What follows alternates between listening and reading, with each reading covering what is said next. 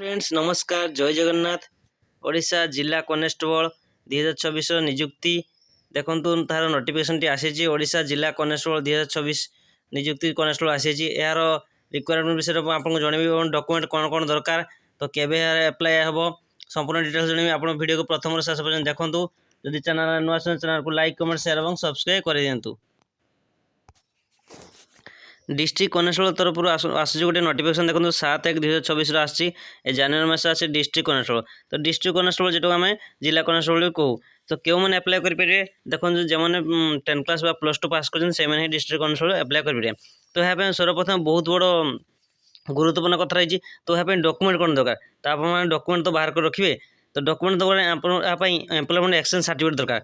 यहाँ employment exchange certificate थी दरकार और एम्प्लॉयमेंट एक्सचेंज सर्टिफिकेट दरकार। ता सहित आप रेसिडेंस सर्टिफिकेट थी दरकार।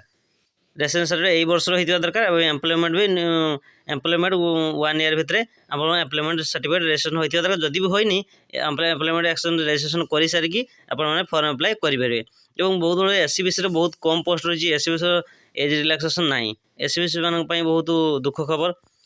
तो यह केबे आसो ना 4219 पोस्ट आसो बहुत जल्दी जनवरी मास आसवाक जाऊँगी।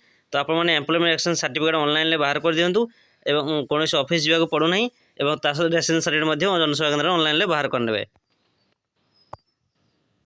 जदि आप वीडियो भल लगता है वीडियो को लाइक कमेंट शेयर और सब्सक्राइब कर दिंतु।